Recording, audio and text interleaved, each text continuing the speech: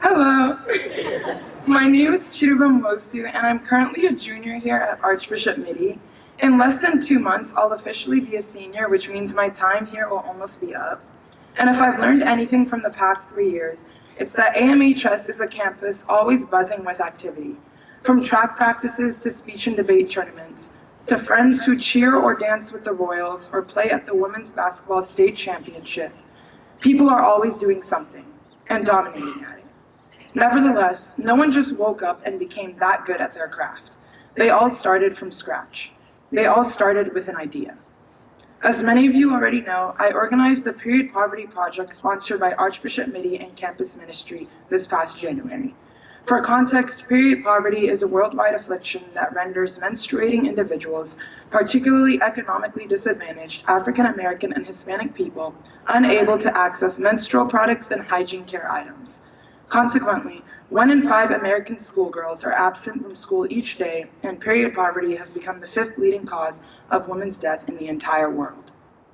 So from Midi Minutes to flyers posted around school and announcements made in class and on social media, we tried our best to get the message about period poverty out to as many of you as possible.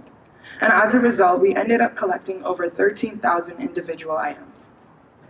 However, 2 months earlier in December, when I first received an email from Mr. Marheineke that my proposal of organizing a drive to help individuals afflicted by period poverty had been approved and accepted, I was ecstatic.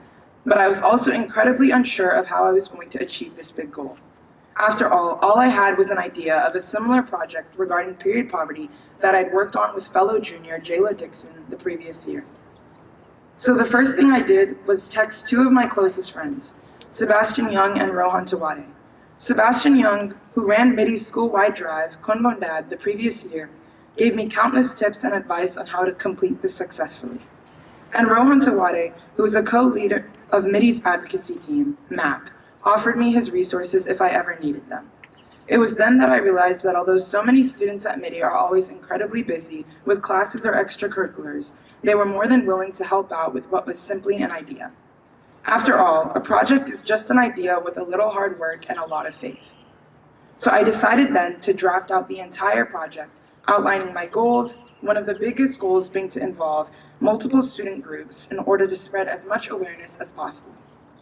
After that, I spent countless hours with Rohan Tawani and MapX, creating flyers, advertisements, and Midi Minutes, creating a Google slide presentation about period poverty with Lily Wynn, Shraddha Bhupati Raju, and Angela to present the Femme Club, bugging Mr. Marheineke nearly every lunch to ask for permission for an idea, designing donation boxes with Mrs. Vargas and DEI during lunches, and with my mom on a Monday night, or walking around campus at 5 p.m. posting flyers up in as many classrooms as possible, and the biggest thank you to the maintenance staff who volunteered to unlock the classrooms for me after every other teacher had left. As a result, my friend Patrick O'Leary frequently asked me if I lived at Midi and never went home at night. It was a good question. And I suppose as a result of the drive, Archbishop Midi not only became a place people thought I lived in, but a second home. Because a home is concerned with what happens outside of its own walls. In it, you may find people who are generous, outward-looking, and act to resolve injustice in the world. So in tandem with the liturgical theme for this year, a home is generous. So all regarding this drive is accomplished in less than 2 months, along with everything that goes on in life, simply because I worked in a home that enabled me to have faith in an idea and people who believed I had the capabilities to put that faith into action. So essentially, I could not have completed this alone. One of the most helpful and consistent individuals who aided me was one of my closest friends and teammates, Rohan Tawani. So he's going to come up for a little bit and speak to all of you.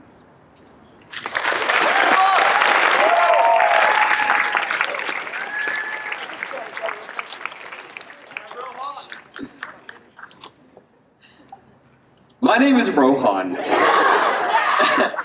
And I have never been on my period before. So this begs the question, why did I get myself involved in a project that doesn't really affect me at all? Truthfully, when Chidam told me about the period poverty drive, I was pretty hesitant to help. I felt unqualified and frankly, uncomfortable contributing. Chidam gave me a reality check though, as usual, and told me that reassuring me that I don't need personal experience to care. See, that's the funny thing about social justice and service. Creating a home that's generous does not require you to be directly impacted by the issue at hand. Most of the men in this audience likely know pretty little about the menstrual cycle, making this everyday reality for half the people here a taboo topic for no real reason.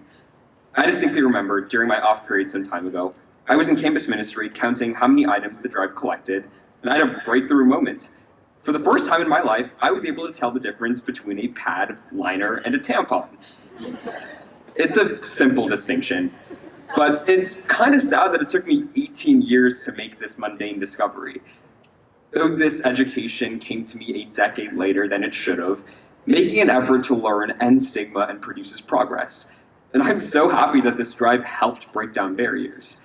The same day I was in campus ministry, Mr. Westmiller pulled a back in my day, explaining how at his high school, he could never imagine a guy being comfortable enough to help organize a period poverty drive. But things are definitely different now.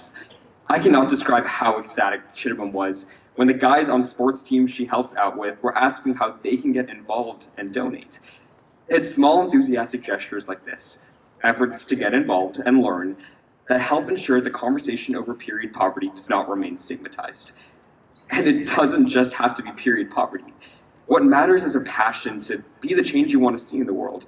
And it doesn't mean you have to earn a Nobel Peace Prize either. It simply means that you are capable of helping others whether you believe it or not.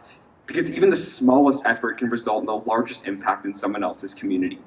Whether it's volunteering at a hospital, working at a soup kitchen, tutoring economically disadvantaged children, or participating in activities which promote kindness and respect in your community, you have the power to instill change in someone else's life, regardless of whether you share identities. So I urge you to find what type of service gets you excited and get a little uncomfortable.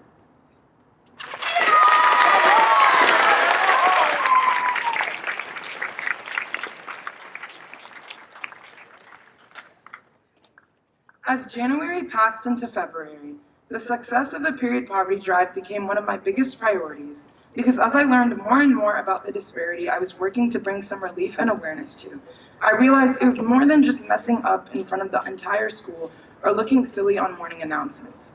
It was about the fact that real people were hurting, in need, and calling out for help in a world where people don't always want to listen.